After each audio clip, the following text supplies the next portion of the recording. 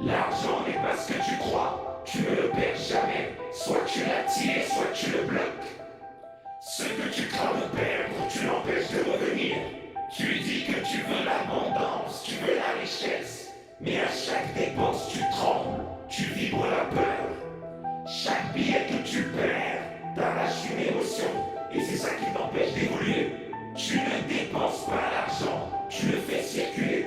Quand tu donnes un billet, tu n'échanges pas une valeur morte. Tu envoies un signal vibratoire à l'univers. Et selon ce signal, le flux revient ou s'éteint. C'est pourquoi deux personnes peuvent donner 100 euros. L'un va attirer l'abondance, l'autre va sombrer dans le manque. Parce que c'est pas une question d'action, c'est une question d'état d'être. Le moins dépensé, il est toxique. Il faut changer de lexique. Dépenser sous-entend la perte. Circuler, ça sous-entend le flux, la circulation. L'argent, c'est une onde, une pulsation, un courant. C'est pour ça que même dans la langue française, on dit la liquidité. Pythagore disait, tout ce qui est vivant circule, ce qui ne circule pas meurt. Quand tu vibres la peur de perdre, tu te fermes. Et quand tu te fermes, l'argent ne peut plus circuler. L'énergie de l'argent ne circule plus. Tu dis que tu veux plus d'argent, mais à chaque facture tu transpires. Tu vois la facture comme une agression. Tu veux la liberté, mais tu vibres la rétention, la contraction. C'est incompatible. Ceux qui aiment payer attirent l'abondance. C'est ça le dicton.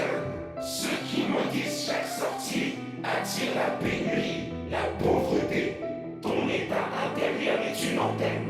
Tu crées des alliances énergétiques avec ce que tu ressens en dépensant. Les gens disent qu'ils économisent par sagesse. Vous mentez, vous économisez par peur.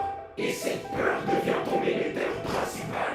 L'argent est ton miroir spirituel. Il te révèle. Il reflète ta confiance, ta valeur personnelle, ton rapport au don, ton rapport à la vie. Tu vibres la peur, il te fuit. Tu vibres la paix, il se pose. Krishnamurti disait, l'argent n'est pas un problème d'économie, c'est un problème de conscience. Ce n'est pas en forçant l'extérieur que tu changes ton compte bancaire. C'est en façonnant ton être intérieur.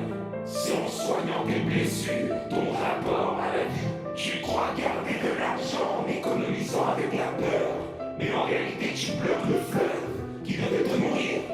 L'argent c'est une énergie condensée, il suit la direction de ta vibration. Si tu veux véritablement être abondant, aime quand l'argent circule, aime son mouvement. Tu n'es pas pauvre parce que tu donnes trop, tu es pauvre parce que tu vibres le manque, même en donnant peu. Apprécie